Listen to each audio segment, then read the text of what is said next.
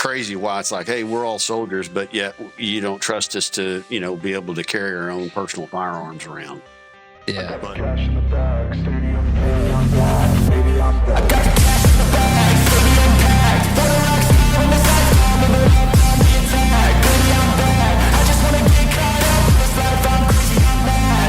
No cap, only got one, so you better go. Moving up, cash in the bag, stadium packed. Baby, I'm bad. Baby, I'm bad. Hey, welcome back to the 21st episode of 11 Bang Gang. I got Gary Dickey back here with me as promised, so we're going to find out a little bit more about him. It's April Fool's Day, so this is not April Fool's, but anyway, question for you, opening topic, and I didn't send this one to you, so did you hear about the guy who stole like millions of dollars worth of ammo on Camp Pendleton? no, I hadn't seen that one pop up. Yeah, so he worked in the armory. No, not in the armory. He had to have been an ammunition guy. And he stole like 62 ammo cans or something, or 92 ammo cans of 5.56, and then like a rocket and a couple other things. Yeah, dude. And they got him. Wow. Yeah. I would, wonder, what was the intention for personal use, or was he had a racket on the side or something? I think they said they recovered half of it, but I'm under the assumption homeboy had to have been running a racket. Huh. Okay, so you said the ammo thing was across the street? Yeah, the place where you had to go, if you had a range coming up, you had to go across the street and go draw it and everything. And but they only had like certain types of ammo. It was mostly the small arms. If it was missiles, we had to go over on the other side of the mountain range it was actually called the Lualua Naval Magazine. And that's where I was in a tow company, and the TOW-2 Bravo missiles were all stored over there, which was a pain in the ass because you got to go draw them, and then you got to drive all the way back around to put the vehicles that they're stored on in the AHA, the ammunition holding area. And there's so much stuff you can't have, like if you're doing grenades range, you got to have grenades in one truck, mm-hmm. and then the actual firing pins and things or fuses in the trailer behind it. You can't store them in the same vehicle. And it was always a pain in the ass too, because it was always run by contractors, and so they only work Monday through Friday. Mm. So if you want to go, they always say you want to go hot as soon as the sun's up, right? Mm-hmm. Monday morning. Well, the only way to do that is you have to draw it the week before. Then you have to put it in the ammunition holding area over the weekend, which means then, and you have to have guys come in on the weekend to drive it out, turn right around, and park it right back in there. And it was a super pain in the ass. Now, and we had finally figured it out. We figured said, okay, look, here's what we're going to do. We're not going to go hot Monday. We're going to go hot Tuesday. And we're going to do qualification, FAM fire, and then record fire and night fire on Tuesday, Wednesday, Thursday. Do it in 3 days. And which was aggressive, but we figured out finally how to do it. And then we could do a turn-in on Friday.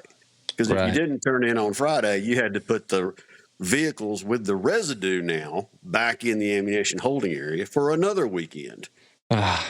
So it's, there's so many freaking rules in there, and that's assuming that, you and the thing is that they'll say, well, this is how many rounds we need.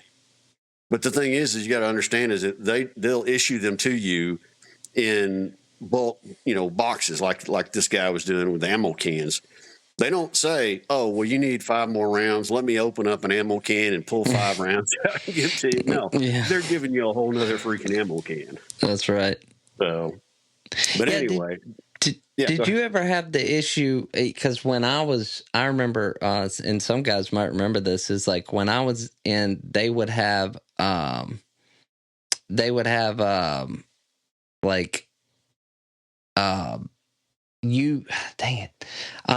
you turned it in, if you didn't use it all, they wouldn't give you the same amount. The government does that all the time with stuff. Yeah. Oh yeah. Well, that's what we always did was on the last day, you had rounds left over. Guess what? They're calling you up to people up to the line, and you're, turning it on full auto if you had that, and you're just blowing away ammo. And a lot of people would say, well, that's wasting government money and stuff like that. But otherwise, you had to go in and you had to separate. You had to do two different turn-ins: turn in for residue and turn in for live. So nobody wanted to do that. They just want to do one turn in and it's all residue. Yeah. That sounds like the military. But that's what we did. Like if we were on a range at the end, I remember taking a whole box of those little blue body grenades and just pulling the pins and just tossing them. And we'd have one dude screwing them in, one dude pulling the pin and chunking them. We went through probably 30, 40 of them damn things. Yep. Yeah. Same thing with blanks. Even when you go out there and you got your miles gear and stuff, but they're like, nobody brings any live, if there's such a thing, live blanks. Don't bring any live blanks back home with you. Yeah, which is crazy, because even that they can be harmful, but like I don't know. But I did study the whole thing about, you remember how like when we would swap from blanks to like live ammo or vice versa, like in the Marine Corps, I don't know how it was back then, but like we had to do full blown inspections, like pockets, bottom of you had to physically look in each magazine, because apparently it's killed people messing around. Yeah. Oh yeah, and then you even hear about accidents that happen. Luckily, thank God, never happened to me or anybody close to that I was stationed with. But we have heard reports of guys that are, they went from blanks to live, and they forgot to take off their BFA, their blank flash adapter. So first time they pull the trigger, boom, hurt. Man. So, where are you from? Yeah, it's a little bitty town called Howe, Howe, Howe, Texas, which is it's an hour north of Dallas. Go up, it's the highway's actually U.S. Highway 75, going north of McKinney. Let's put it this way: if you blink, you missed it. It's got two exits on 75. They used to have a stoplight in town, which eventually turned into a four-way flashing red light, and then they just decided to take it down and put in a four-way stop sign. So, was this like one of those old railroad towns, that just died? Yeah, they said that looking at the history of it, they said it was called Summit, and the reason why they called it Summit was because when the railroad, they would come out of Sherman, Denison. That was where the big railroad, and Denison actually was where the big railroad thing was. And they were coming up out of the Red River Valley. So when they'd get up to Howe, or Summit as it was called back then, they were like, okay, cool, because now they can start going downhill for the rest of the way. Wow. So, yeah. Yeah. What were your influences? Because you joined the Army in what year? It was actually officially joined the Army was in 1990. That's when I got my commission. I was going through ROTC in college, started in 87 timeframe. 87. So what was because this is before 9/11, a lot of my generation, we joined because of the war that already started. You obviously, there was some shit going on in the world, but like, what were your influences to join the military? Yeah, the kind of, so it was like, as I was growing up in the mostly, my childhood was in the 70s and then the teenage years was in the early 80s. And so, as a nation, we were still coming out of Vietnam, and that was the big thing. And then, of course, you had, Tehran, the Iran hostage situation was in the late 70s during Carter's administration. And then I think it was in 83, I think it was, is when Grenada happened, and everybody was like, Grenada, where in the heck is that? But that was all, pretty much Rangers and 82nd going in and doing that.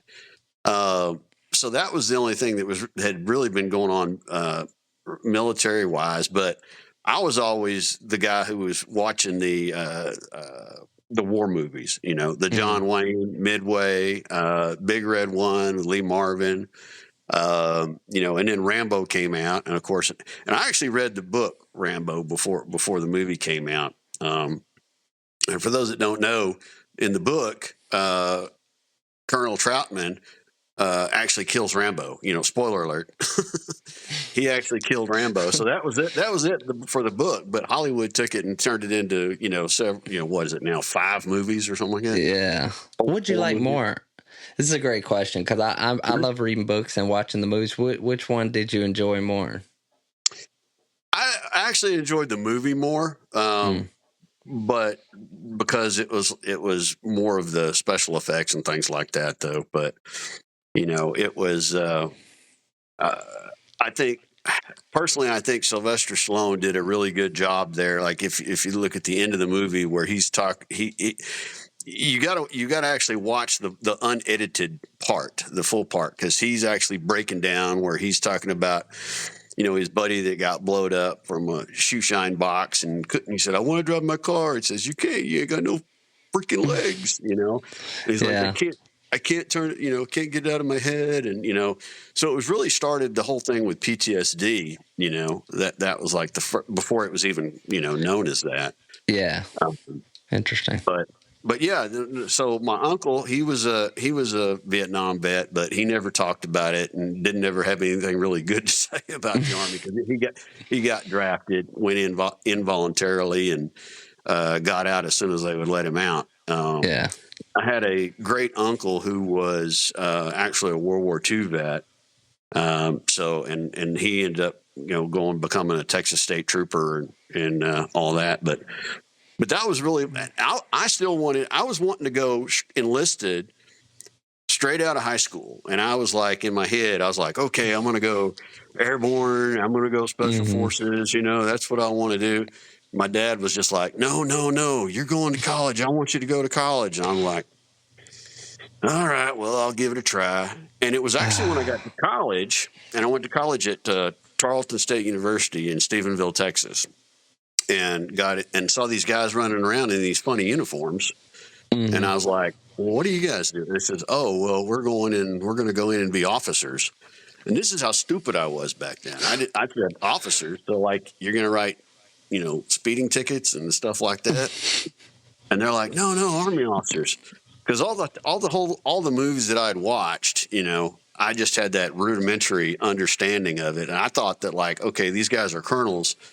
They went enlisted and they got promoted all the way up to the officer ranks, you know, and didn't realize that it was kind of a parallel thing. You know, some went enlisted and some, you know, went officer like West Point and stuff like that. But, like Taps was another movie that I really loved watching. What about Platoon? What year did that come out? I don't know exactly, but it was in the 80s too, because I remember watching that. And loved it. And then I saw there was another movie that was actually called Platoon Leader. And it was about guys in Vietnam with the 173rd, and I think it was like, what was the guy's name? Michael Dudikoff or something like that. Yeah. And he played like a American Ninja movie or something like that. But I watched all of those. It's funny you went to college. And like, even though you like technically didn't want to, because mine was the opposite. I had this plan to be an officer. And when I realized like my senior year, like I wasn't dumb. I knew I had to go to college, but like I just was so tired of school that I was like, get me out of here, dude, you know? But, okay. So you go to ROTC, then you go get commissioned as an officer, but I'm assuming at some point during there, you got to go through OCS. So the question I ask, you don't? No, ROTC is basically as soon as you're supposed to graduate, have your degree, and then we got commissioned there at college. And so the next thing I was doing was got orders and said, you're going to report here and you're in process in the Army as an officer. So OCS is if you're enlisted, you apply, you go to OCS, Go and to then you become an OCS. officer that way. Okay. So I thought for some reason, excuse me, I thought for some reason that there was some officer programs where you had to do things over the summer where you would still do, and then I know like infantry officers, they still had to go to, it's not, I don't know why I'm thinking NTC, but that's not it. no, not NTC. No. I mean, but every officer, and again, I'm speaking from the Army side of the house. Yeah. Every officer, when you're in college, your senior year, you're filling out your dream sheet, and Okay. it's got several parts to it. They say, what branch do you want to go to? I said infantry, and they said, okay, you got infantry. Some guys don't get that. They'll request a branch, and they get stuck in a branch that they don't like. But the other thing is going through ROTC, you also have to request active duty. They could refuse you and say, no, we're going to give you a reserve commission. So now you got to go find a civilian job because you're, doing the 1 weekend a month thing from now on. Right. And then you also then put down the third thing in your dream sheet is, there's also another thing, but there's regular Army. You can apply for a regular Army commission. Like every guy that goes to West Point, see, that's another way to become an officer. You just go to West Point. You graduate there, you get your commission, and they all graduate. Well, I've heard that it's changed. I can't confirm or deny that right now, but it used to be that if you graduated West Point, you automatically got a regular Army commission. I did not get a regular Army. I got a active duty reserve commission. And so, the only difference is like, okay, at a certain point in the career, then you have to, say, hey, I want to become regular Army, and then they'll let you or they won't. But pretty much everybody was getting it like around the time when they make major is what it was for officers. But going back to it, it was like every officer goes and they get their branch, and the other part that you had to put in there was where do you want to get stationed? And I had Hawaii was where I got, but that was actually my sixth choice. Wow. It was my sixth choice. I'd put in 82nd. I'd put in Vicenza, Italy. I'd put in 101st.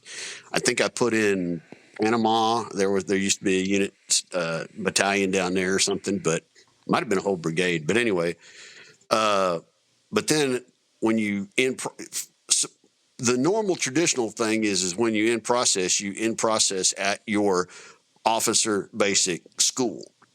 Okay. And the different schoolhouses were around the nation. So like, infantry obviously was at Fort Benning.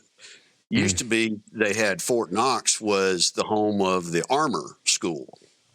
And I think since then they've combined them two together at Benning and they're calling it the maneuver school. But then like the intelligence school was at Fort Huachuca, the artillery school was at Fort Sill, Oklahoma. They're all different around the world, but around the United States. But so everybody goes to that, whether you got an OCS commission, ROTC commission, or West Point commission. That's where they teach you how to be an officer in the branch that they have selected you for. Okay. So I do have a question about the school. Is this, I'm assuming when you get to the school, I mean, ROTC, I've heard ROTC in college is pretty legit, because I did JROTC in high school, but that's a joke, but they say that ROTC in college is a lot different. But so my question is when you get to the school, this is the first real time you're in the Army. Normally, I ask this question, you get to boot camp, expectation versus reality. How was it? But this is your first real deep, this is the first, you're in the Army now. How was that versus how you thought it was going to be?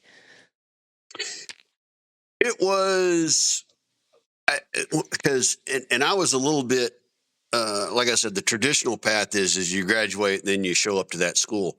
I was a little bit different because I graduated in May, and then they said, okay, here's your orders. You don't report to Fort Benning till like October. Now, the problem was I got married while I was in college, and so my wife was a school teacher, and her contract went from like September to August 31st. So we were like, well, what are we going to do for that month or something like that? So I actually requested, say, hey, can I go volunteer to be cadre at the time it was Fort Riley, Kansas, where the ROTC advanced course is. That's kind of like that summertime thing that you got to go to between your junior and senior year of ROTC. And so they actually said, yeah, we'll pick you up for that. And so that's where actually I in processed at Fort Riley, Kansas for about 3 or 4 months before, finally going to Benning. But when I got to Benning, it was a little, I had actually, again, because I was one of the guys who wasn't that familiar with the military as some other guys were, who may have had like, parents or something like that were in there. So I was expecting drill sergeants, but when I got there, it was not, it was not drill sergeants. They basically put us together. We had the whole class divided up into platoons, and we had a captain who was the kind of like the senior TAC. Well, there was 2 captains that were like the senior TAC officer, and then a bunch of NCOs that were all there as assistant instructors as well. So, but they were wearing and we were still in BDUs back then, so they were just wearing the regular BDU caps, not round browns or anything like that. Right. Yeah. Oh, I had I had to mention, Full Metal Jacket, so I'm getting there and I'm expecting that. It's yeah. like, no, he didn't get that. Yeah, that's a good point. Yeah, because that's what I tell people. That's still one of the most realistic how boot camp is. It's like that on the enlisted side. There's no joke. But if you study how the history of that movie is that they had somebody else that was supposed to play Gunnery Sergeant Hartman. Yeah, and he was there as like a consultant, and he kept telling the guy, and they finally said, well, how about you just do it? And so he said, okay. So he went in there and basically just stepped right back into the role that he'd already been doing for years. Oh yeah, it was easy for him, man. It was natural. It was wild though to go and watch that after I got out of boot camp and see it again and be like, oh yeah, that's nice. He did a good job.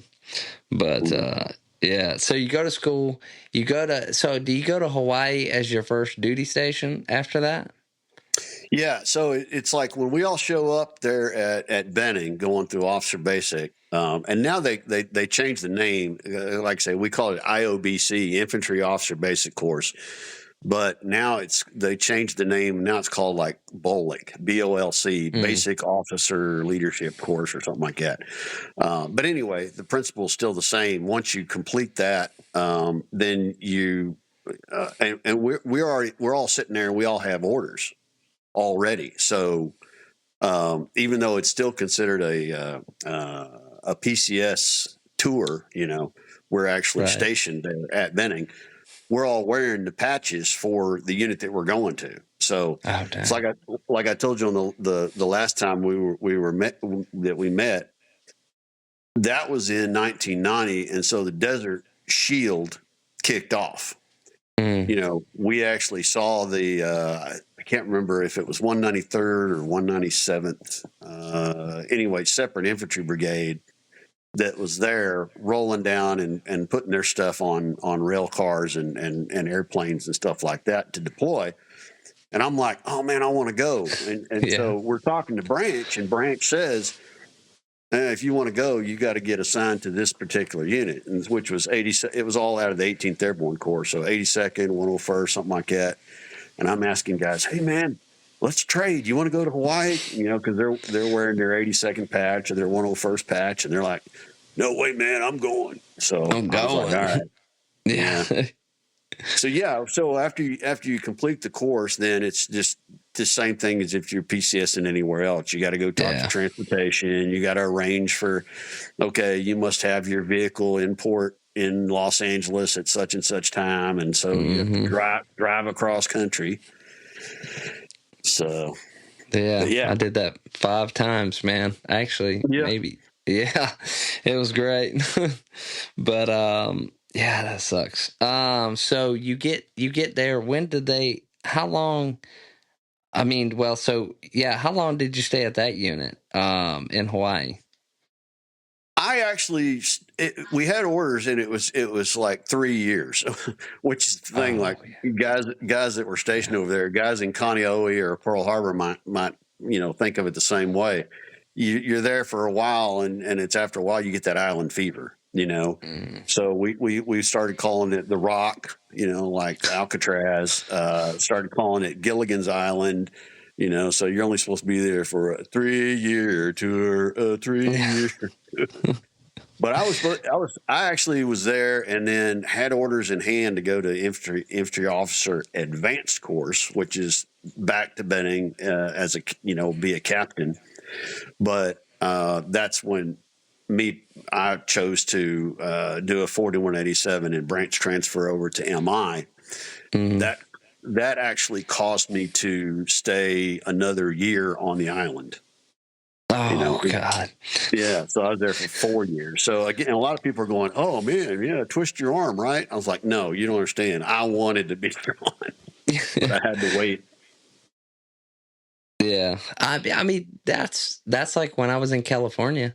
I hated it, and then like at some point I loved it. Then I hated it a little bit. Then I loved it. Then I miss Georgia, and now that I'm back in Georgia, I'm like, minus the traffic and the taxes, dude. The food and the beach is great, Yeah. Well, But and that's the thing is that I can look back on it now, and it's like the unit itself I loved. 25th ID, light infantry. It was hua hua, yeah, but I just got tired of being there on the island because it's like I had because they only let you take one vehicle over there. So I had. My truck was like brand new, so we left it in Texas and took my wife's car because the salt water is going to eat it up once you get over there. right. And so I said, well, what do we need 2 vehicles. I said, well, I'll buy a little motorcycle. So I bought this little bitty bike, but guys are like, hey, let's go ride around the island. Okay. So we ride around the island and say, okay, well, now it's lunchtime. What are we going to do for the rest of the day? Because it's not that big, Right. Yeah. I mean, it's not. It really isn't. And I could imagine that. I mean, I talked to guys that felt like that because Marines have a base in Hawaii and one in Okinawa, Japan. And, same deal. You go 3 years accompanied, or 2. I think now the Marine Corps, I think, still does 4 years in Hawaii, but like for Okinawa, I think they do 2 unaccompanied or 1 or 3 accompanied. But the thing is you're right, man. It's a total pain in the ass, all that stuff. So what was your reasoning behind going intelligence? I mean, you had to have had some kind of, Yeah. to pick that. Yeah. Mostly it was because, okay, so when I got to Hawaii, it wasn't like, okay, I got there. Okay, now they're going to assign me a platoon. Yeah. Timing is a big thing. I got there and found it was in 114 Infantry, 1st Battalion, 14th Infantry Regiment, part of 2nd Brigade there in Sea Quad. And I got there and they said, okay, you're assigned into the S3 shop, at battalion. And there was like me and a couple other guys. And so we're sitting there thinking, okay, we're going to be here until we can get a platoon. But the next month they said that the battalion was scheduled to deploy to JRTC, Joint Readiness Training Center, which at the time was in Fort Chaffee, Arkansas. So, that's like the Super Bowl for the battalion commander. That's the thing that's going to be the main thing in his evaluation for his command tour. And so they don't want to put a brand new lieutenant into a brand new platoon right before you go to the Super Bowl, It's like, yeah. In talking football talk, says, hey, if you're quarterback gets hurt right before the Super Bowl, you go in the Super Bowl with a junior third string quarterback, you're not going to expect to be doing very well. So they said, well, wait till we get back from JRTC. And after that happened, I still call it, the fruit basket turnover, every lieutenant and every company commander, then they all swapped out and moved people around at that point. But yeah, so anyway, I did that. Finally got a platoon, and I think I was platoon leader for like a year and a half, maybe 2 years, somewhere around there. Then I moved over to a specialty platoon. That's kind of like the traditional thing for infantry officers. You go to a regular line platoon, then you go to a specialty platoon. The specialty platoons are like scouts, mortars, anti-tank, or support platoon. Nobody wanted support platoon, even though they're a very important platoon. Oh, yeah. But you go do that, well, there's the medical platoon, but only the medical guys got that one, obviously. Yeah. But and it was funny because we can get into it later, but there happened several times in my career, kind of the same scenario where I get trained in one thing and then they assign me to do something else. So after officer basic course at Benning, guys get an opportunity to go to a follow-on smaller school. So I had the mortar platoon. What they called it at the time, MPOC, Infantry Mortar Platoon Officer course. So I went to the mortar platoon course. Some guys went to the tow trainer course. Most of that's, and then of course everybody got an opportunity to go to Ranger School. Yeah, I didn't get to go to Ranger School. I mean, I had the opportunity to go, but they took us. This was November there in Georgia. They took us to an outdoor swimming pool and threw us in the water, said, okay, you got to do this. And, in full gear, I jumped in that water and I was like, oh my God. And I sank straight to the bottom. So they said, nope, you don't get to go. So when I got to Hawaii, that was one of the things I ended up doing is I ended up going through RIP, the Ranger Indoctrination Program that they got there. Yeah, and learned to. They did a really good job. I'm sure they still do. Where they'll train you before they're going to send you to Ranger School. They'll make you do the 25-meter swim. So it's kind of like the overload. So when you get to Ranger School, you only got to do 15 meters. Seems easy, right? Yeah. So anyway, I did get to go to Ranger School while I was platoon leader, but I ended up busting up my ankle they used to have a desert phase, which was at Fort Bliss, Texas. So I hurt my ankle, recycled, second time through, hurt it again. And they said, you're done. You're going home. And I'm thinking, okay, I'll try again later. Cause there's guys that go to Ranger School when they're captains, especially the guys that came from mech units. Mech unit and Ranger tab's not that big a deal, but light infantry, it's a big deal. But anyway, so I had gone to the mortar platoon course, but then when it came time to say you're going to go to a specialty platoon, I went to the mortar, the tow platoon instead. And I'd asked if they would send me back to Benning to go to the tow trainer course, but they looked at it as, let's see, we're in Hawaii. Tow trainers in Fort Benning. No, you can just learn it from your platoon leader. I mean, your platoon sergeant. Yeah. So Man. I had a real good. He was an E6 as a platoon sergeant, but there are 11 hotels. Okay. Is I don't know if that MOS still exists, but there were 11 hotels was the tow guys, and he was really good. Never forget him. But I remember all my NCOs, as a matter of fact. And that was one of the things that every time I was taking a new job, I would always pray to God. I said, please, Lord, give me a super squared away NCO. Because, for real.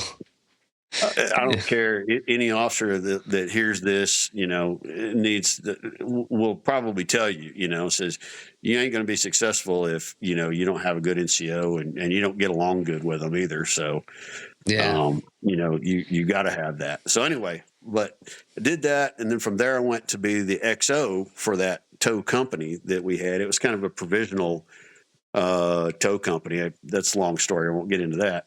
But after I finished the company XO time, now you've done all your lieutenant jobs. Yeah. So they assigned me now up to brigade staff. So I was on the brigade S3 training officer, and the guy that I'd been the XO for, the captain, he had just finished his company command, so he was up there in the S3 operations. So we were both up there, see our desks across from each other, and I told him, I said, "Hey, sir," I said, "this sucks. I want to go back down in a company. I want to be with soldiers." And he looks at me and he said, "Well, XO, you better get used to it." He said, "Because the next time you're going to be down there at the company level, you're going to be a company commander, and you're only there for 18 months, maybe 24 months if you're good." He says, "And the rest of that time, you're going to be on staff."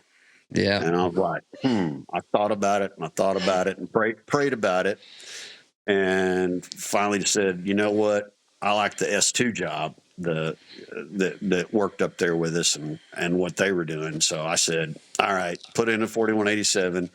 And it was a tough decision too, because at that point, they were saying they were starting to cut down on the quotas of sending guys to Ranger School.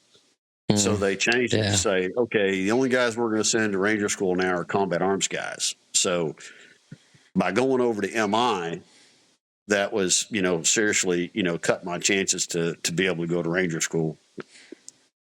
So didn't ever get a chance to go back, but, because they said it was stupid, because I was talking to Branch and they said, "Well, you can go there, but you have to be assigned to a Ranger battalion to go there."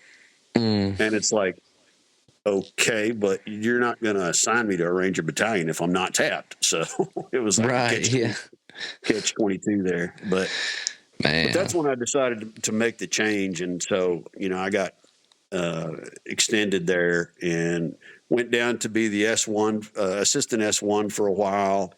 And then when they finally said the branch transfer went through, then they were gracious enough to assign me for a couple months to the G2 shop up at Division. Started getting my feet wet in military intelligence work. But yeah, that's up to that point. That's kind of how my career went. Yeah. So you swap over, and then you go to that school. What unit you wind up at the 143rd? Okay. I got two questions. Yeah. Well, go ahead. Yeah, go ahead. So what years was Bill Clinton president? He was the one, because Bush Senior was a one-term president. So right, that's right. He went until around, I think it was 92. So he went through the first Gulf War, the Gulf War. Yeah. The Kuwait, that one. So it was 92 to 2000. Right. So that was his 8 years was okay. During that period. So out of curiosity, because I've always thought this, what did you think of Bill Clinton's military policies?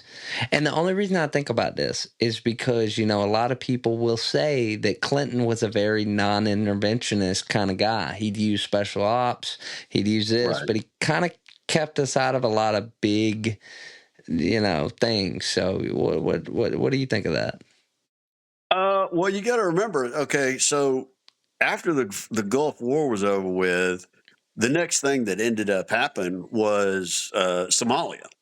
Oh, yeah. So you got to remember that. That was all. And again, it was that was another one of those things that here I was saying, "Hey, I want to go," and Branch is saying, "Shut up." That's 10th Mountain. They're the ones going to do that. And Rangers and Delta and all that, watch Black Hawk Down and stuff for all that. But so didn't get to do that. The only thing that like 25th ID ended up getting was they did that Haiti deployment. So if you remember, Haiti was where 82nd was in the air heading that direction, and the guy who was in charge finally said, "Uncle, I give up." And so they turned the 82nd back around and instead said, 25th ID, you're going to go there instead. So the thing I'll tell you is that was all, still early 90s. This was when the military, and I say, all the branches, the whole U.S. was starting to change from being regional based, units being regionally based, to what we call power projection. So any unit could go anywhere. So, okay. because 25th ID, we were all doing the stuff of planning to go like, anywhere in the Pacific area, whether it's Philippines, Vietnam, Thailand, Cambodia, Japan, Korea, stuff like that. Now they started changing it, saying it doesn't matter what unit you are, you can go anywhere. So that was one of the examples where they said we're going to take 25th ID and we're going to move them. We're going to deploy them to Haiti. But the other still talking about Clinton, though. And this is typical. You can see it through history. Again, being apolitical, I'm just telling you through history. Democrats, there's defense spending goes down, but whereas Republican defense spending goes up. Right. So, because I remember as I was leaving the island, the BRAC, base realignment and closure, had just happened, and so they decided, here's what we're going to do. So they were shutting down divisions. Wow. I mean, you had 6th Infantry was in Alaska. Guess what? It went away. No more 6th Infantry Division. You had 9th Infantry Division in Fort Lewis. It went away. 7th Infantry Division even went away. They started saying at first, hey, we're going to move you from Fort Ord, California to Fort Lewis, Washington. They only moved like one brigade, and then they said, okay, stop. That brigade, that's all that's moving, and then the rest of the 7th. And that was a big surprise to a lot of folks because 7th ID had just deployed in 89 to take out Noriega in Panama. Oh, wow. But they said, yep, nope, they're going away. 24th Infantry Division, which was the big mech unit that was in Kuwait, the first Gulf War. They got disbanded or changed into a reserve division. And then what they ended up doing was they took 3rd Infantry Division, Rock of the Marne in Germany, and said, you're moving to Fort Stewart. So, and it's funny when they always say you're moving because it's like nobody really moved. Yeah. What they ended up doing was all the guys that were there in Georgia with the 24th Infantry Division patch basically took that patch off and put the 3rd ID patch on. Right. Yeah. So they did that. They they pulled Big Red 1 back out of Germany and moved them back to pretty much all at Fort Riley. Yeah. The big surprise too was like 2nd Armored Division, which was Patton's division, right? And they all wore the patch up here on their breast instead of on their sleeve.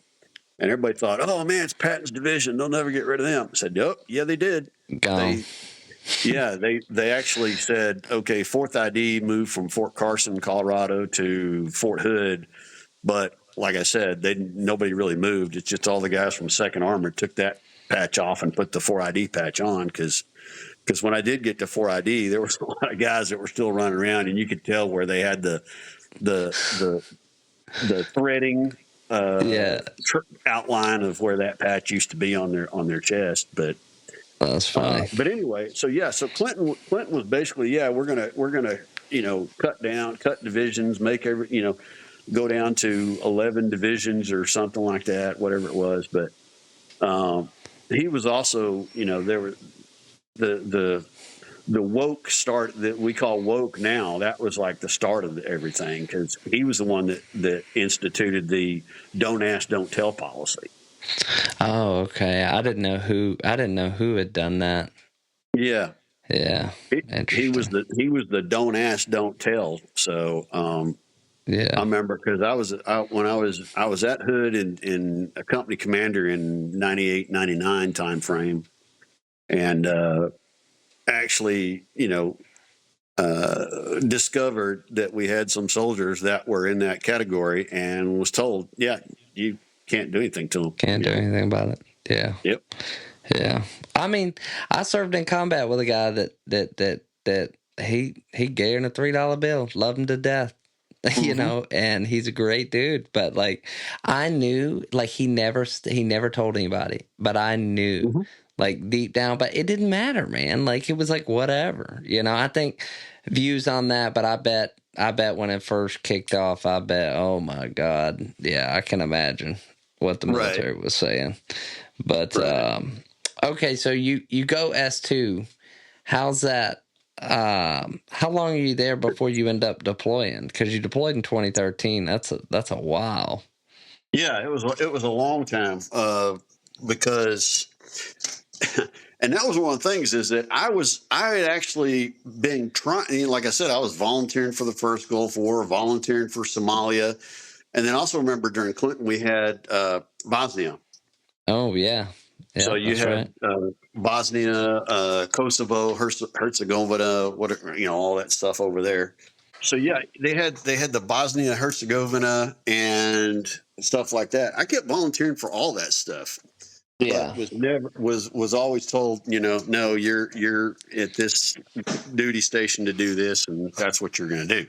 right. Well, I said, okay, cool. So at the 10-year mark, because this is the point to where I'm like, okay, I'm trying to hit 20 years and retire, but they're not sending me anywhere. So do I need to stay in or do I need to, go? And so I made the decision to go in the reserves. So it's kind of like the old, in case of war, break glass, philosophy.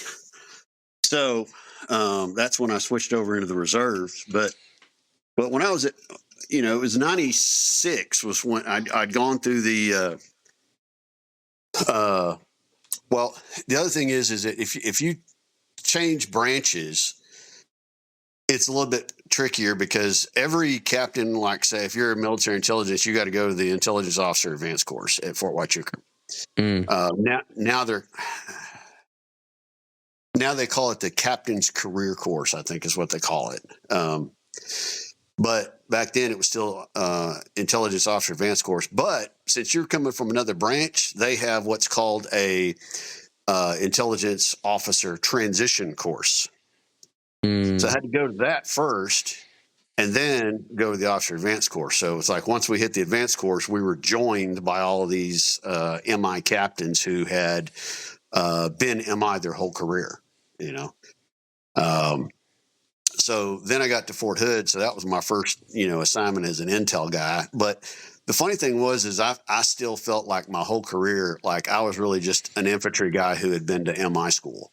yeah, So I got to be the deuce for the Div Cav squadron there at Fourth ID, and that's my commander was the one who actually said that to me. He said, "You're just an infantry guy who's been to MI school." I'm like, "Yeah, pretty much, sir," because I had all the scare badges from infantry world, air assault, airborne, EIB, and stuff like that. yeah, So he was like, "Okay, this is not the typical MI guy here." right, Um, but right. uh, but yeah, and I, it served me well because that was one of the things about going to MI was because when I was a lieutenant, and doing platoon leader stuff, they'd say, okay, this is your objective, this is what we need you to go do. So I started asking, the questions. I said, okay, what's the strength of the enemy there? And they're like, oh, it's about a platoon size. Okay, where are their obstacles? And the Mm, MI guys that I'm talking to, they're like, I don't know. I'm like, I don't know. okay. Yeah. I said, well, where do they have their crew served weapons positioned? I don't know. I'm like, Yeah, okay. So when we kick off this off, they're going to call for backup. Where's their closest backup and how long is it going to take them to get there? They're like, I don't know. Because they don't, they're just, MI lieutenants and they didn't know to ask those type of questions. So right, I'm sitting there thinking, I said, well, man, let me go MI because, I know all the right yeah, questions to ask. So, right. Yeah. um, So when you're at yeah. Fort Hood, though, Mhm. in 2009 is when that shooting happened at Fort Hood. So Oh yeah. but you weren't, you had just stepped out of the office, right? Yeah, what happened is that there was a place over on the Fort Hood called the Soldiers Dome. It was over on the first Cav side, and it used to be it was like enlisted club. But then when all the after 9/11 and everything kicked off, they converted the whole place to soldier processing center. Soldier get all your shots and get all your eyes and dental exams and stuff like that. So I was over there going through that when it's like I'd just gotten my shot and I was ready to go to, I think it was Station 13. And I looked and there was, you kind of remember how it was. It's like, here's a whole bunch of chairs and there's guys there. So they call it next. The guy'd get up and everybody did the, butt scoot over the chair. Yeah. So I looked and I saw how long the line was. And I looked at my watch and said, man, it's lunchtime. So I went down there to the Popeyes, which was, food court thing right down the road, and Burger King and all Subway and all that. And then it was like when I was coming back was when you could hear the shots. You could hear the rounds going off. And so, there were some people that were running away, and then I was like, one of those, run toward the sound of gunfire type thing, and was going to run there, and then all of a sudden I started hearing the sirens and MPs were pulled up, and next thing you know, that's like, yeah, we got this. We don't need your help. Stay away. So right. But yeah. Yeah. I remember that because I was about to deploy I had just got back from my first deployment, so 2009. Yeah, Nadal Hassan, man, like that's wild. Yeah, he was an Army major. Yeah, what was just real quick, what did they ever come to a consensus of why he did all that? Well, he was the word that I had heard is that he was, a Muslim guy. Right. And he had orders that he was supposed to go, and he was trying to claim that, he doesn't want to go because, he would be, fighting against his fellow man or something like that. Conscientious objecting kind of thing is what it sounds like. Yeah. Or kind of like, to a limited extent, like he didn't want to go to this particular region because that was his people there. Right. Yeah. Like if you'd said, hey, we're going to send you to, South Korea to go fight the North Koreans or something like that, he probably would have gone, no problem. But this was like he didn't want to go to that area. But then they'd done a lot of studies where they said that he was stationed up there in D.C. somewhere, and he was a problem child there too. Oh, okay.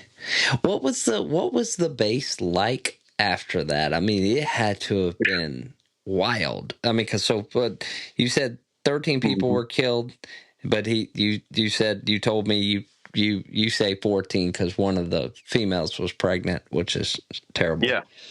Yeah.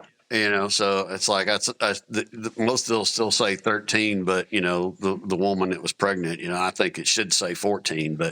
And then there was like 30 injured as well. Oh wow. Not killed. Yeah, because apparently he had like 2 handguns. So he starts pulling out and just starts shooting, and I'm just like, this kind of gets into the topic of why it's so stupid that soldiers, if you have your own firearm and you live on post or something like that, you're not allowed to have your own firearm in base housing. You have to check it into the arms room, and it's just crazy why it's like, hey, we're all soldiers, but yet you don't trust us to be able to carry our own personal firearms around. Yeah. But anyway, to answer your question though, it's like it was a big shock because like in back in Hawaii, every gate had gate guards. So if you were the red cycle, which meant you were doing like garden detail and stuff like that, you had to provide lifeguards and guys that hand out towels at the gym and stuff like that, and do police calls and all that. And you also had to, the MPs were complaining all the time, so they ended up putting infantry guys on the gate. You know, so but that was, you know, normal in Schofield Barracks. But it was a big shock to me because when I got to Fort Hood, man, there you could just drive on post. There was no gate guards. It was an open post. What you were on post there, so let me and Mhm. I know we gotta roll, but my question is Fort Hood has had a notorious history for murders. I mean, is there any kind of insight you can give us other guys who are just like, what the fuck is going on there? You know? It really kind of goes back to, you know, individual, you know, it's like they always say, you know, check on your buddies and you know, that we didn't ever really at least I'll speak for the Army, you know, I don't think that they ever really did a really good job in terms of assessing soldiers you know, mental conditions and stuff. Right, You like know, during, bringing them in. Yeah, right. yeah, And, you know, there was always that, you know, when we started deploying people, they were always, they made us go through the tests of like, you know, okay, so that then when you came back, that you went through the same test and they were checking to see, you know, did you have any kind of TBI, you know, right. or, you know, into the PTSD side of the house, stuff like that. But, you know, towards the last part of, you know, my careers when they started making us do the mandatory trainings, and it was always, you know, resiliency, you know, hunt the good stuff, you know, things like that. But Yeah, that's something that they should have been doing, you know, earlier on. man. But, you know, and it's the thing is, again, twist this in with my Intel world thing is like when we had gotten mobilized back in 03, 04 time frame up, and we had to stand up North Fort Hood. We turned it into the place where all of the Guard and Reserve units were showing up and prepping to go overseas and stuff. So we had to stand up North Fort Hood. So when I ended up doing an assessment, you know, force protection assessment up there of North Fort Hood, I said the center of gravity for this post is actually the chow hall. I said, if a guy comes in, because that's where you're going to have the most soldiers, and they're going to be the most, you know, lackadaisical or relaxed, is there at the chow hall, you know. So I said, some guy comes in here with a backpack full of explosives and says, you know, aloha snack bar, and, you know, not only that, but, you know, would it produce most casualties, but it would also have a greater impact on the deployment. Because it's like now, it's like, you know, you got to shut down the whole in processing of folks that are supposed to be going overseas. So you got to do something else now. But yeah. So it was after 9/11 was when Fort Hood actually started to say, hey, guess what? We need to have gate guards.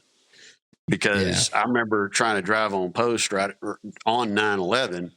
And it was backed up onto the highway that ran right there through Killeen, and so it's like the Texas Highway Patrol even showed up, and we're saying, "Hey, you guys got to do something because you can't have all these vehicles backed up into the highway." Right. And what it was is that, you know, the place where they were stopping people and checking all IDs and everything was even further up than where the actual gate is that they built and sits to this day.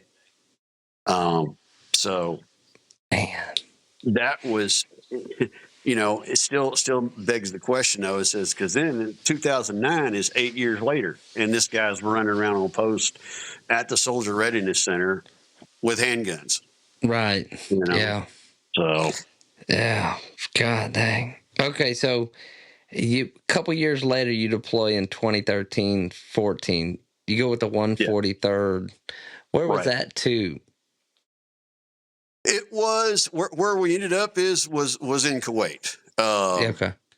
So we actually had orders originally. We were supposed to go to Afghanistan, but they made the powers that be made the decision that because an ESC before, well, they started calling it ESC, which stands.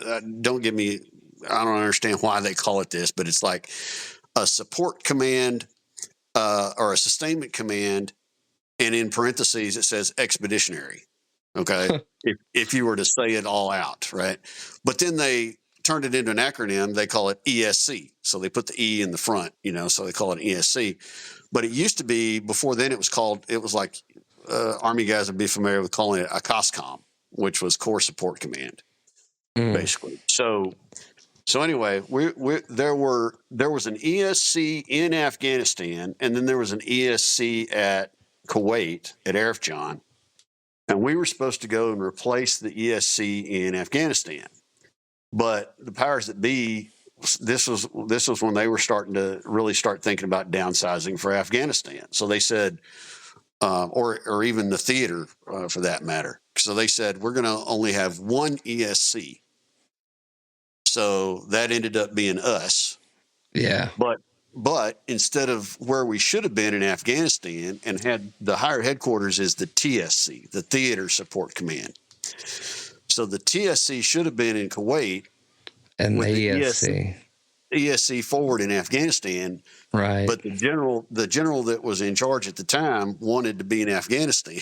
So, well, the crazy thing is they're talking about, oh, well, we're getting ready to get out of here. Yeah, you didn't leave for another 6 years or something like that. Yeah, that's right. wild. Yeah, that's wild. Yeah, how was that? I've been to Kuwait. I did 7 months there with the Air Wing. It was pretty tight. You could have cell phones, so that was nice. Yeah. Yeah, we always joke about it and say Arifjan is like Club Med for deployments. I mean, because they got a freaking open swimming pool there. Dang. They got and I'd been there before in 2004, and it was when I first got there, it was still tent city over there in Zone 2. Zone 1 was all the hard buildings, and then we called it Zone 6, where it was like Truck City, where they parked all the hets, and it was a lot of the old GP medium type stuff. But when I got back there in 2013, the place it had totally changed. Now there was an Applebee's there and a Starbucks, and it's like, guys that were like in Iraq, they're eating, the meals are MRE for every meal. I mean, the thing is, though, is Iraq and Afghanistan had some bases like that. At the end, by the end of both of those conflicts, they had some massive, Oh, yeah. But I went to a base in Bahrain when I was in an Air Force base in Bahrain. When I was in Kuwait, I had to jump over there on a flight. And I remember that Air Force Chow Hall, and I was just like, oh, my God, this is unreal, dude. Yep. So, yeah, they're wild. That's wild. Yeah, because that was like, we even learned that, a long time ago when I was in Hawaii, and we had to go down to Hickam Air Force Base, and we were supposed to be on the departure airfield load teams, where we, help the battalion that's getting alerted to, load up on the 130s or 141s or whatever they had there. And they're looking over and seeing, oh man, look at those. What are those hotels there for? What are those apartments? I said, dude, that's Air Force housing. Yeah. Guys are like, what? No way. And then they said, okay, while you guys are here, you can go over there. That's the Air Force Chow Hall. We said, okay. We walk in there and they're like, oh my God, they got a salad bar. They got a sandwich bar. They got here's this line. They got pizza over here. Where it's like back up there on Schofield Barracks, it's like, you go there and with your tray and they're like, somebody's there, throwing here, you get potatoes, here, you get fish, and guys are going, well, I want French fries. And they're like, well, you're getting the fish, so you get French fries. But if you want, it says, I don't want fish, I want chicken. Well, if you're getting chicken, then you're getting potatoes, mashed potatoes. So it's like, it's a lot different, big time. That sounds like a Marine Corps chow hall right there. But Oh yeah. so while But you're out there, you're actually mhm. doing the intel job. How do you like that? I mean, how was that as a deployment? Did you like the, kind of doing the job semi for real? You're out there kind of doing what you're supposed to do. Yeah, I mean, I really did like it because we're more focused. Because like guys that are back, here in the States or something like that. Because again, the military had all changed to where it's like you could go anywhere, so you really Yeah. had to keep track of everything that's going on all around the world. Whereas us being in theater, we're focused on what are the threats going on in theater right now. So it was kind of fun there. And then every day our offices all had like we all had SIPRNet connections, which is the Right. secret, right? Hmm. And then we had the skiff was like right there across the driveway, where you could get into there for the top secret stuff. But whereas in Garrison, man, it's like, oh, okay, you want to get to SIPRNet, you got to go. Your regular office, all you're getting is unclassed. That's about it. Yeah. So Oh yeah. it was fun being able to actually do your job in real life, even if I was because Arif John was like, we showed up and we're in full battle rattle with our weapons, and they say, okay. They open up the arms room and you're checking your weapon in the Yeah. arms You're room. So right. Yeah. it was just like a being in Garrison, where Yeah. we didn't wear battle rattle all day long. You're wearing soft caps and stuff like that. But it Yeah. was good, and we actually got to do a lot of cool stuff. They sent us to Qatar or Qatar, however you want to pronounce it, and was at Camp Asalea, which is really cool. It's actually an army post in Qatar, so we all flew in there to how do you pronounce it, Ayudid, which Yeah. is where the Air Force Central Command focus is there. But we're at Camp Asalea, and that was a really cool place. I liked it. There's a place called the Top Off Club, and you could actually go in there, and you could get two alcoholic drinks um, every night if you were there. They had a swimming pool there and an Applebee's there at Camp Asalea. Wow. And it was funny because they kept saying, because there were big old high cement walls, and they were saying, oh, well, that's so that the Qatari people don't know we're here. And it's like, dude, they all know you're there because They know I you're. can go. Yeah, because I could go into Google Maps and zoom in, and you could see the swimming pool had the big First Army logo. Get out. No, seriously, you can find it. Even That's today, awesome. But That's they had wild. everything. They had a movie theater there, nice chow hall and stuff like that. So it's Oh it's another yeah. one of those where I really felt guilty because I knew that there was people out there that were embracing the suck, and here I was, again, Club Med. Yeah, but I mean, I'm sure during your first 4 years as an infantry officer, you did plenty of field ops in the suck out there in Oh the yeah, humidity. oh So, yeah, absolutely. Like yeah. the Kahukus, which is on the north side of Oahu. That was my favorite training area to go to. Had big old windmills up there, and place up there we used to call it Mongoose Theater. And so it's like these big green panels that were up there. And I said, why do they call it Mongoose Theater? My platoon sergeant was saying, well, because it looks like a drive-in movie theater, and so it's like all the mongoose go up there and they watch their movies, and I was like, oh, okay. So Yeah. that had a big old Nike, an old Nike Hercules missile site up there. Oh, that's cool. Yeah, it was all abandoned and everything, but the bunkers were still there, so that was what was really kind of cool. But Interesting. it was way up high too, and so especially like when I was TOW platoon leader, we were up there and had guys would get up there and they would take their because it's a very powerful sight on that thing. So they Yeah. were zooming in on the beach and looking at all the girls on the beach and stuff like that. Oh my God. Of course they were. That's funny. So Yeah. you get back from that, you retire in 2018. Yeah, I mean, there's a lot of stuff that happened in between. You know, we can come back another time and talk about that. But yeah, I was in the reserves for the last 18 years of my career since Yeah. 2000. So you know that G2 job was really only for a year because normally, like I said, they don't even have it filled. It's like if they're not deployed, they've got like an E6 and a civilian, and all Oh, they're doing interesting.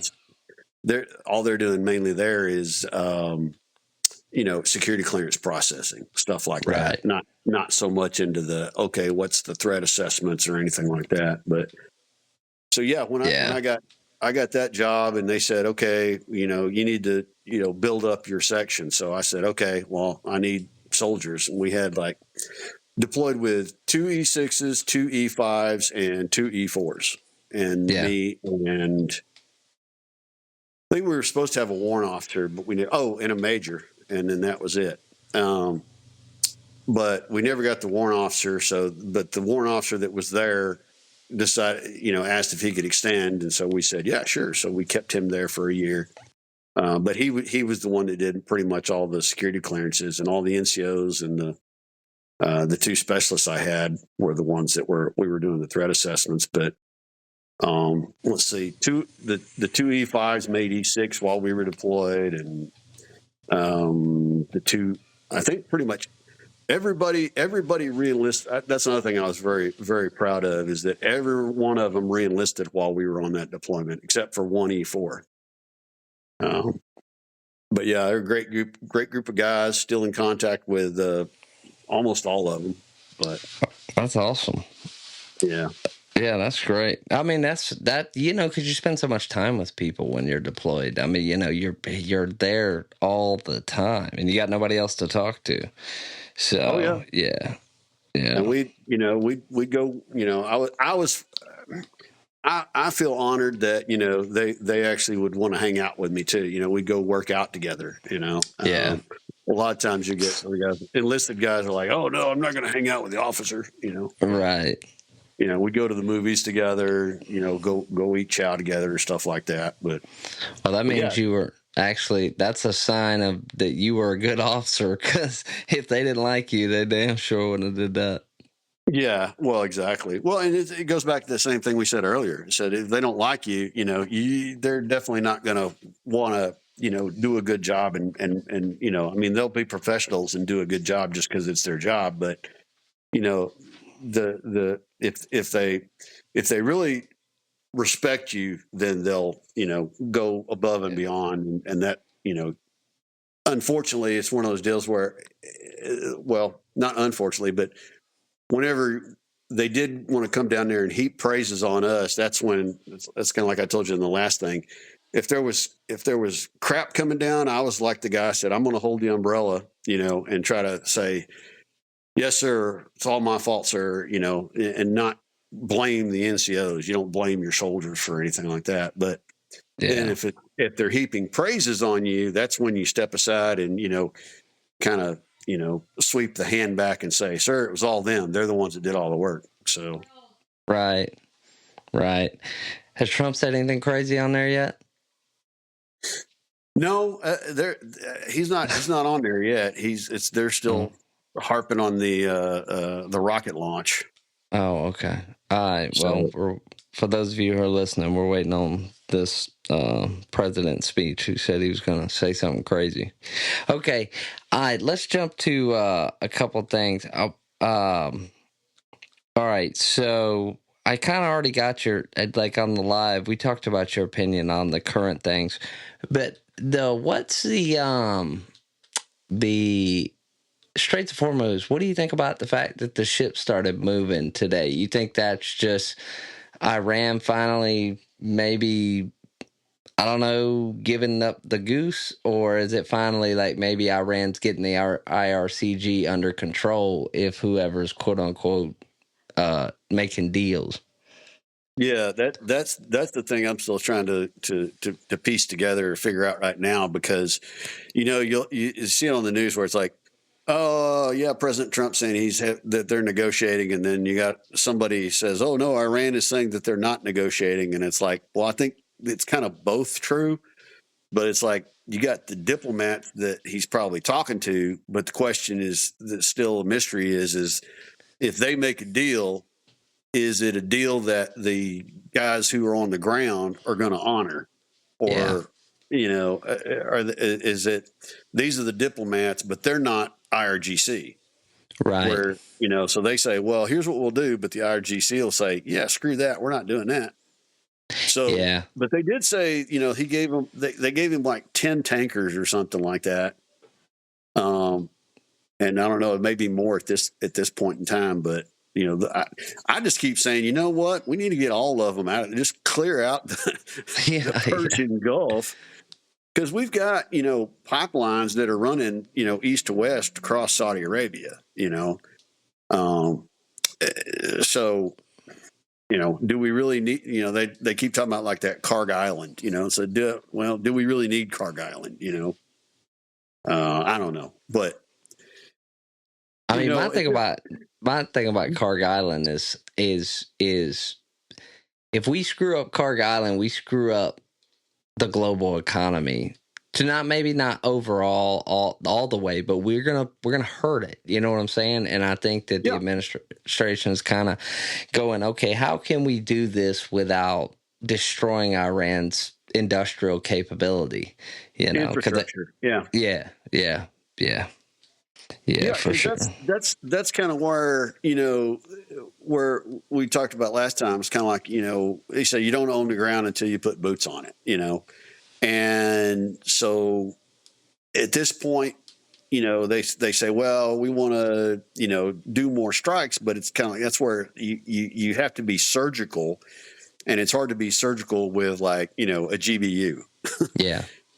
Or cruise missiles or things like that. I mean, we're getting pretty accurate. We're definitely more accurate now than like, I think it's like I talked about last time in World War II, you had planes that fly over and then they just start dropping bombs and hopefully they hit the target, but there's a lot of collateral damage was getting done, but that's something that you saw it in this week is that they finally got B-52s flying, right? So that's a signal right there that we really do have that air superiority, because they'll go in there with like the F-117s and the B-2s, because they're all stealth capability to evade the air defense artillery. But if you got B-52s flying, then that's a signal that says that we're not too concerned about their air defense artillery at this point. Oh yeah, they're big targets, that they could hit. But yeah. But then, like I said, that's where you got the Mew, and then they say that they got the 82nd that's in there somewhere, and Rangers and Delta are probably ready to go and all that. But that's also kind of a thing of posturing, as we call it, Right. So he can put them in theater, and then it can be leaked, quote unquote, leaked to the press that they're there, so that the Iranians see that and go, oh crap, so that helps him at the negotiation table, because he's basically saying, I have tools at my disposal to use. Well, and that's the thing about the Mew is there's a lot of people that are raging about this Mew, and they're like, this Mew, blah, blah, blah. And I'm like, you don't understand. The Marine Corps keeps Mews on both sides of the world. Oh, yeah. Because they are a Marine expeditionary unit. Their capability is to be able to do a beach landing in anywhere in 24 to 72 hours. So them being from Japan and going over there, it's a big deal, but it's not unheard of for us to posture like you're talking about. I mean, we do it all the time. I mean, Taiwan's a great example of posturing, Oh, yeah. And that's the thing is that, maybe we can find get a Marine to come on here and talk some more and talk about the difference between a Mew, a MEF, a Med, a MAGTAF. I know some of that, but I'm sure they can explain it a lot better. But Mews are considered special operations capable. So Yep. My first deployment was a special MAGTAF. Okay. Yeah, the 11th Mew, and we did we did strikes on Yemen, and we had SEALs on the boat, and they wore no uniforms, and they had a blacked out Black Hawk, which is super awesome. And then but we were doing strikes on Yemen, and then but we were in River City, so they had all communication shut off from the boat. This was in 2009, 8, 9, somewhere around there, and they had, or 9, 10, and they had articles that they were posting in the berthing, in the bunk room, that had they were like, oh, the news was speculating that we were sending planes around the world to bomb Yemen, and we're like, no, we're right here, but no one knew. Right. And so we were just like, but we were in River City for 90 days until they finally let us call home on Christmas Eve. So well, and the thing is, speaking about Yemen, is that, don't be surprised if that becomes the next phase of this thing, because you got the Straits of Hormuz, but then the other choke point is over there on the other side, which is between Africa and Yemen. That what do you call it? Alman, I don't know what it's called, Al Mandeb or whatever. That strait to get into the Red Sea is another thing, and that's where you had the Somali pirates and the Yemenis, the Houthis. So get ready for that. They're still out, because we've kind of knocked down Hamas, or Israel knocked down Hamas, Israel knocked down Hezbollah, but you still got the Houthis over there in Yemen, and then you got Al-Shabaab over there in Africa that. Hopefully they'll act right. Yeah. Do you listen to a podcast called Generation Jihad? No. Okay. I'll have to. Yeah, it's a guy who works for the Foundation for Defense of Democracy, and he followed terrorists around the world, and he does, but when he talks about them everywhere, and he talks about Al-Shabaab. You're the first person to ever say Al-Shabaab other than I've heard on that podcast, so crazy. Yeah. But that was like I was telling you when we were looking at, what the threats, because you had, Taliban in Afghanistan, you had Al-Qaeda, and then they turned Al-Qaeda into AQI, Al-Qaeda in Iraq, and then you had Al-Qaeda in Arabian Peninsula, time to divide that up. But then, we looked at, how everything links together, the IGRC and the Hezbollah and the Hamas and the Houthis and Al-Shabaab. And anyway, there's probably others out there that, So would you say that the rumor is true that Iran is a state sponsor for a lot of those? Yeah, I mean, you hear that phrase, state sponsor, and people have said, well, what the heck does that mean? It's like, okay, well, they're, number one, they'll provide resources, right? But then in some cases, they'll actually, give them, specific marching orders. They'll tell them, this is the target we want you to attack, and when we want you to attack it, and things like that. So, they're you call it the coordinators, the command and control element, or whatever. That's what they're doing. Okay, so you get out of the military, and then now you're an instructor. Are you a shooting instructor? Is that what that is? Well, kind of both, because in order to become a licensed to carry instructor in the state of Texas. Right. That's right, license to carry. Which, so, give people the classes so that they can get their license to carry. In order to do that, you first have to become an NRA pistol instructor. Okay, yeah. So it provides a couple of capabilities. As an NRA pistol instructor, I can teach people, give people classes on how to, actually shoot the pistol. And I went and did the rifle instructor as well. And then range safety officer, they've got all kinds of classes, for NRA. But the interesting thing is I'll have people that will call and say, oh, hey, I want to get my license to carry. I'm like, okay, well, what kind of pistol do you have? I don't have one yet.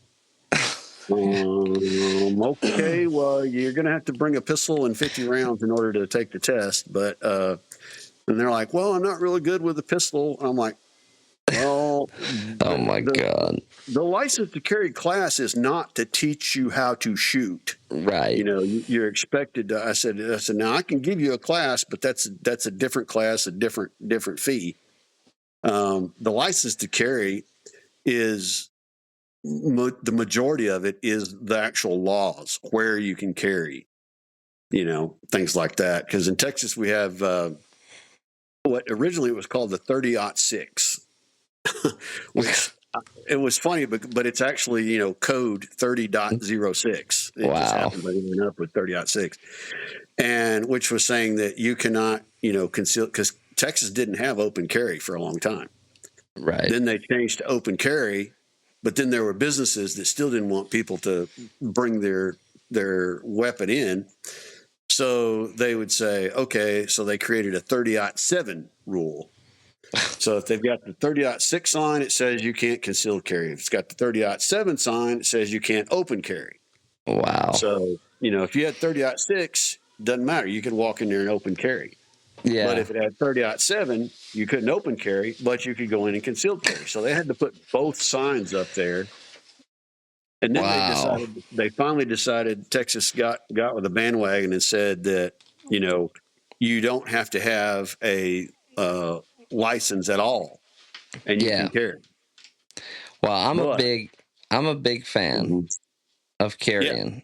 Absolutely. So, because I've always said I am never going to get shot here in this country after I've been overseas so many times. But so, quick question: I carry my Glock in the appendix carry, okay, and I practice with it. So, but my 1911, I feel like I just like it better in the 6 o'clock position. And a lot of people are bamboozled by that because they're like, that's the worst carry position. So you've kind of done a little, you know, you've kind of done some instructing. So what do you think? What's your preferred?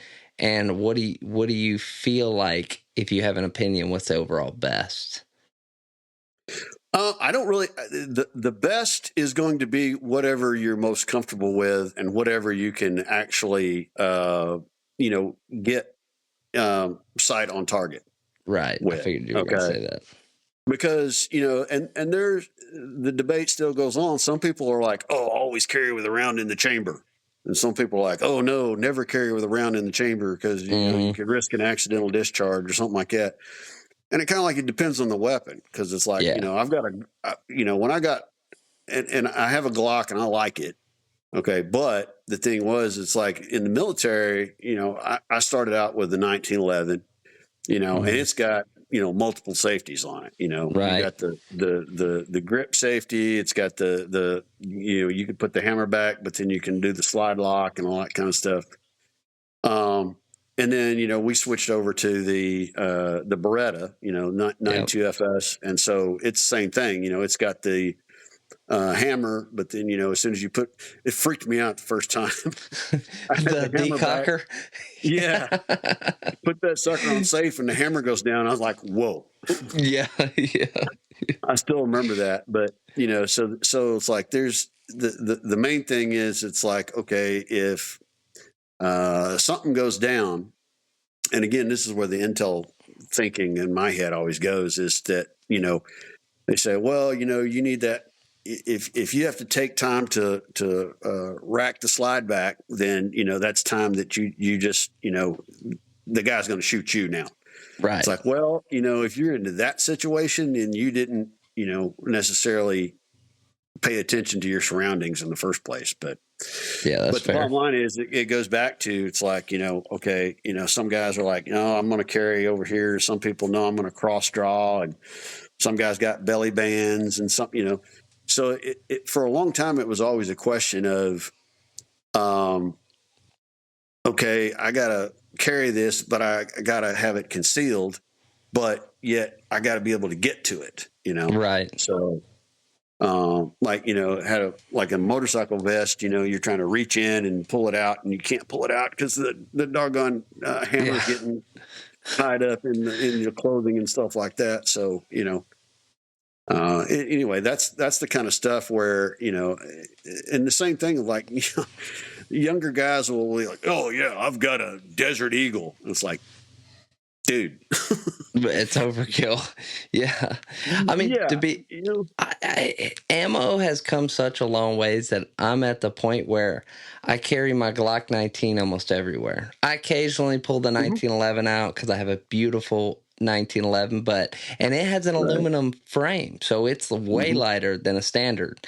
But it's just sometimes I'm just like, I'd rather have 17 rounds than 8, Well, that's one of the things. Like, some guys are like, 1911, it's ours, got us through, 3 wars or something like that. It's like, okay, yeah, but you're still single stack, 7 rounds. Yeah. But I've actually got a Keltec, what do they call that thing, a PMR 30 or something like that. So it's like 22 Magnum carries 30 rounds. Wow. It's double stacked, but I went out there, took it to the range, and was shooting on it. And I said, no, I'm never going to use this for, personal protection because, the 22 Magnum, just like any 22 round, it's the rim fire. It's not the center fire. Yeah. So it doesn't feed well coming out of the magazine. Right. I actually had mine worked on. Took it to an armor and had him to file it down so that it would feed better. But the problem is that tip of the round had too much play in it. So sometimes it would get stuck, didn't chamber because it was pointing up. Sometimes it didn't chamber because it was pointing down. Right. So those are the type of things you got to think about when you're saying, this is the weapon that I'm going to use to, protect myself. Is okay. Make sure that when you pull the trigger and it's not going to jam up. Same stuff that we talk about in the class. It's like making sure that it's always clean. Make sure your action is good. Make sure it's always oiled. I've got one of the old what do they call it, SAS, which everybody thinks, oh, it's the British Special Forces. No, it's like it's a SIG. But so I like that, I've actually started going with compacts, because they're easier to pull out and everything. And like I said, the guys are, wanting to carry like Desert Eagles or something like that. It's like, or Dirty Harry, the 44 Magnum or something. Because we talk about this in the class. It says, you're going to get called into court, to defend yourself, and the prosecution, that's the first thing they're going to do is to say, you used excessive force because the type of round that you got. But that's why we always say, figure out what your local law enforcement uses. And if you use the same type of round, you're, going to be a lot better off that way. Yeah. Yeah, definitely. Because there's so many special rounds out there, like those rip rounds, different things I've seen on the market over the years. I mean, to be honest, for me, it's just Hornady Critical Defense and 9mm round, and I think I've got some hollow points in the 1911. But I mean, it is what it is, and I think it's important for guys to not only, if you're going to carry, use it. I got a steel target range in the backyard, and I go back there and shoot quite a bit. And it's like you've got to stay, it's like it's like riding a bike, but if you get on a bike after a while, you're kind of like, oh shit, I ain't been on this thing in a while. You know what I mean? Like, you don't want that to be your reaction when you need to use it. So, especially with the females, that come take the class and everything. It's like, they'll come in and they'll bring a, full size, Beretta, and then they start shooting and it's like, the barrel's going all over the place because of the recoil and something. And it's like, you might want to go with like a 380 or something like that. So you got to be familiar with it, and you can't, get out there and shoot, run a magazine through it, every month at least or something like that, just to stay familiar with it. Yeah, that's what I kind of do. I mean, I might do it once every couple of weeks. I'll go out there and run some drills. But Yeah. yeah, what's your last thoughts on I'm gonna do this one before we finish up. So there's this whole anti-Israel thing going around, and I only want to Mhm. mention this because I feel like, not that there's any truth to a ton of those rumors, but every country always has its the word I'm looking for. It's you know what I'm saying? We all have what we want to do, our goal to accomplish, right? So my question is if we pull out of Iran and we leave Israel hanging, is that, do you think that like Netanyahu or Israel's thought about that, or do you think that they think that we're going to see this through the end? I know they're already tied up in Lebanon and already in the, they're still running the Gaza operation, but I mean, there's a possibility here that we could just drop this whole thing and leave them high and dry, you know? Yeah, well, the thing about it is that I think Israel is pretty comfortable. The more missiles that capability that we degrade Iran, the Yeah. safer it makes them, because they're still launching the cluster munitions over there. So the more that we can do that stops that, the more secure it helps them.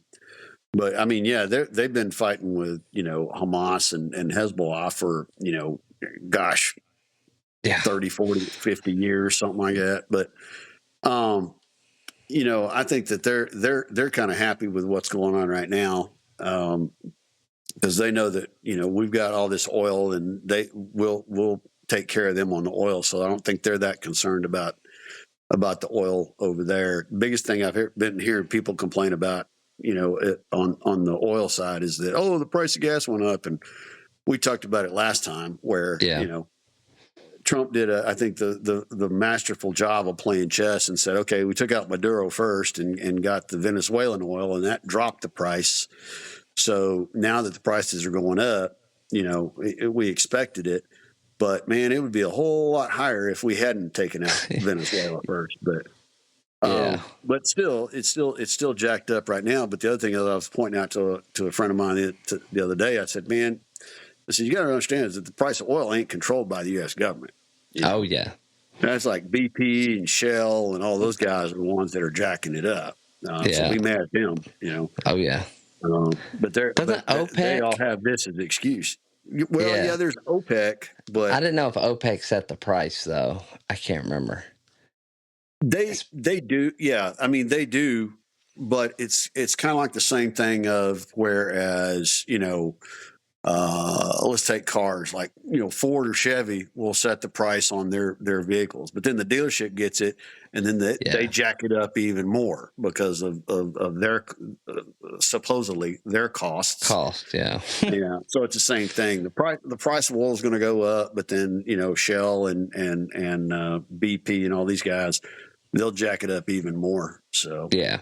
um, So the Straits of Hormuz, though, mhm. is actually really, it's not a huge area in Iran's coast. It's actually, there's a ton in Oman, I think. But so what do you think the possibility that we take the Straits of Hormuz from Iran altogether by the end of this thing and turn it into some kind of international, Yeah, DMZ, so to speak? That way, because right now you could literally go on the world stage and say, "Hey guys, this could right. cause a worldwide emergency. We can't afford for this to be in the hands of one country."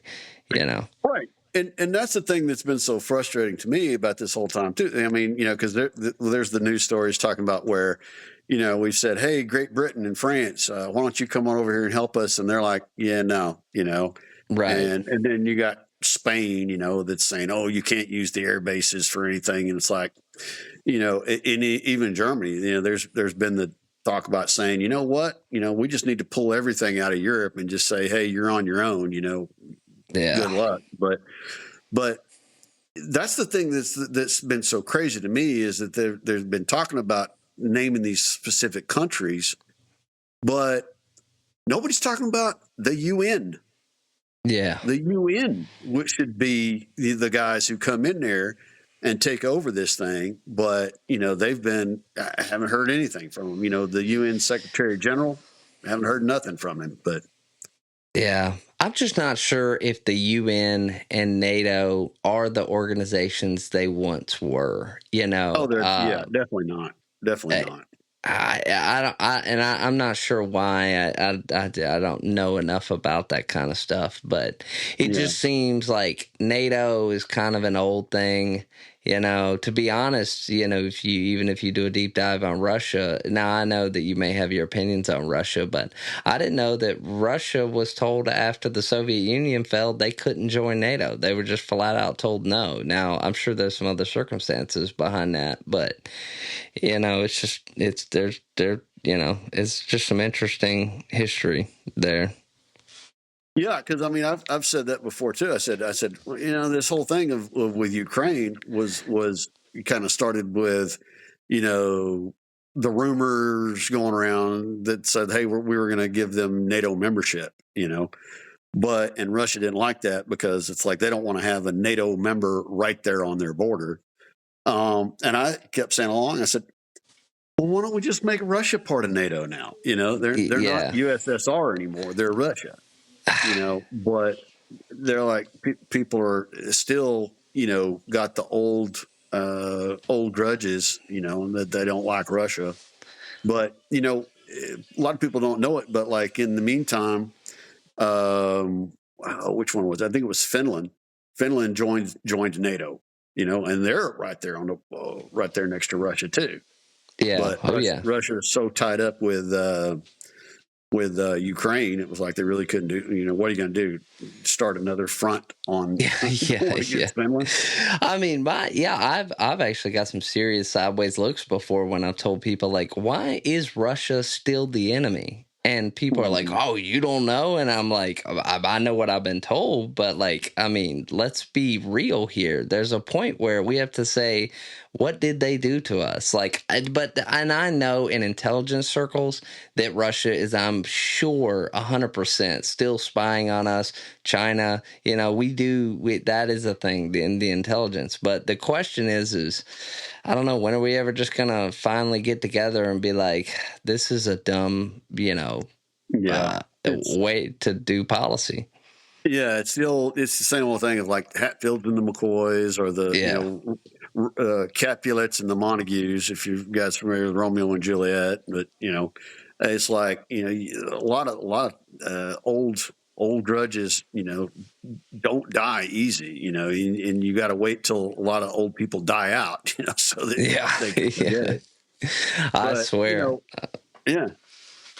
I mean, that's how I swear people are. Like, it's like we got to wait for all the Mitch McConnells to die already, like all those super old dudes in the government. But maybe one day. Hell, Putin looks like he hasn't aged in 15, 20 years. I swear that dude's doing something.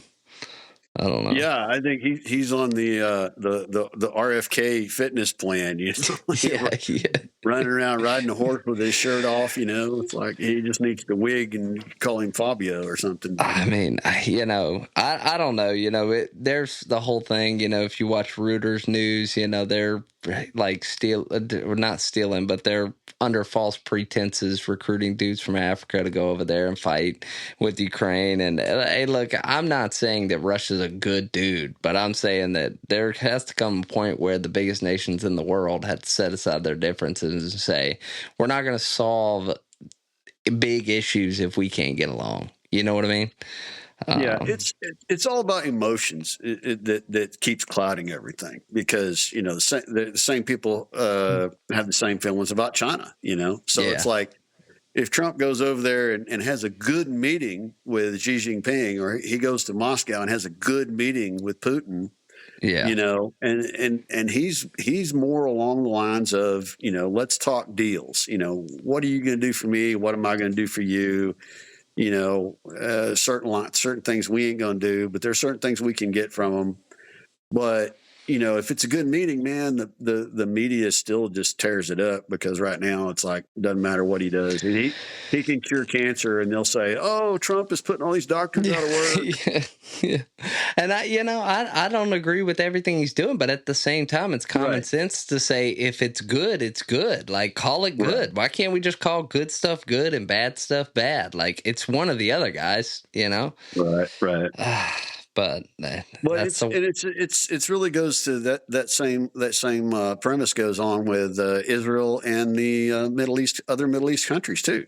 yeah. It's like, dude, Jews and Muslims, and yeah, you guys all hate each other. Why? Oh, because we were told we were supposed to. It's like, Right. Yeah. at a certain point, get over it. Let's all move on. But who knows?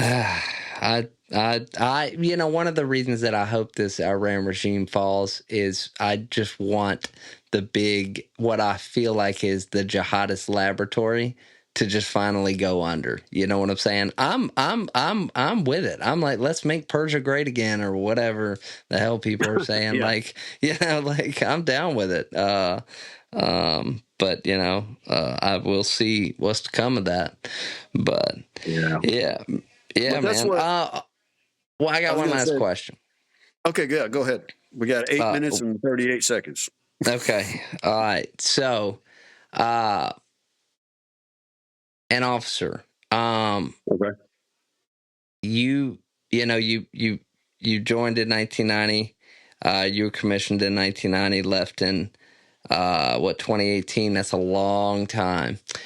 Yeah. What would you say to somebody who's listening to this podcast who maybe wants to go to officer school, or they want to become an officer? What would the advice be that you would give them? Something that you would have wanted before you went in?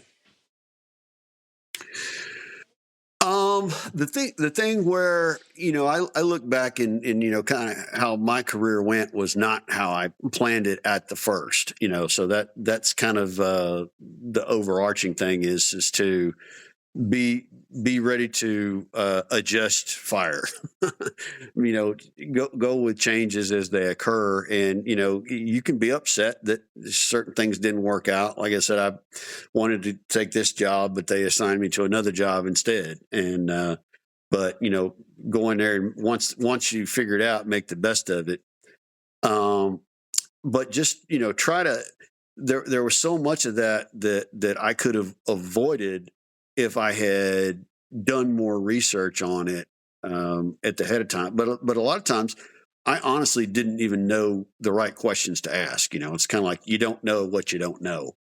Like I said, I saw guys, and they were all long tabbers, special forces guys. And I'm immediately starting to talk to them and find out more about special forces. And the more they talked to me about it, the more I realized, I said, yeah, it's probably not what I want to do. If, you got a wife and family, unless you want to sacrifice them, that relationship. But, oh yeah. Find out more stuff, like I said, when I was, saying, hey, I'm going to go to Ranger School and I'm going to graduate and everything. But it's like, yeah, boom, twisted your ankle. Now you got to adjust fire. You got to make a new plan. Right. But the same thing of like, for 10 years, I'm volunteering to go do this and go do that. And it's like not easy, impossible to get a branch to agree to, send you to those places, send you to the hot spots. Cause they're saying, no, we got people there doing that. We don't need you. So, just kind of, don't get frustrated, roll with the punches, and, still come up with a plan, plan your work and work your plan. But, it's just like we always say, no plan survives first contact, or the enemy gets a vote. It's the same thing with your career. Branch gets a vote. Right. Yeah. That's the thing, is even as the enlisted, I'll parrot that, man, is it did not turn out how I thought it was going to. I mean, I got slung in the armory on a billet I didn't want. I feel you, dude. And I've got story after story about that. But one last thing though, I know you wanted to plug something, right? Oh, yeah, we just talked about it. Yeah. One of the things that after I got out, the biggest thing that after getting out, transitioning to being a, complete civilian, veteran, whatever you want to call it, has been the whole thing of trying to find meaning. What am I here for? What am I going to do now? I'm not serving my country. So what I still want to serve somehow. What can I do? So when I moved to Houston, Houston is a big hurricane magnet. Let's put it that way. So having survived through a couple of those, I started looking at it and saying, well, what can be done? And people are hurting. What can I do? So I created a nonprofit organization, and it's because I live in here in Angleton, Texas. So I said it's going to be the Angleton Restoration Project is what I named it. So it's and I got applied through the IRS and got 501c3 status, which means it is considered a charity. So all donations are tax exempt.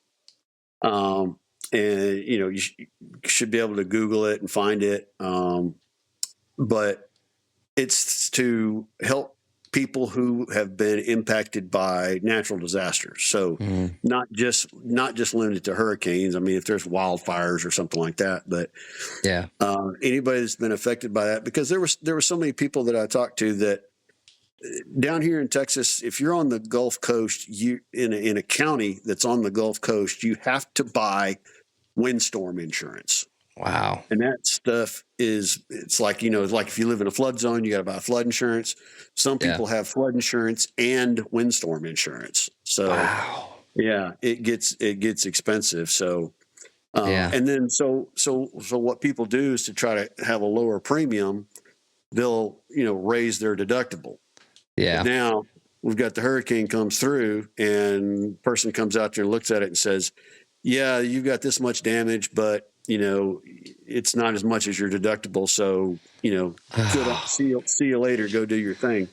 Man. So that's what I'm trying to do is I'm trying to, get enough money so that, before the hurricane happens. Yeah.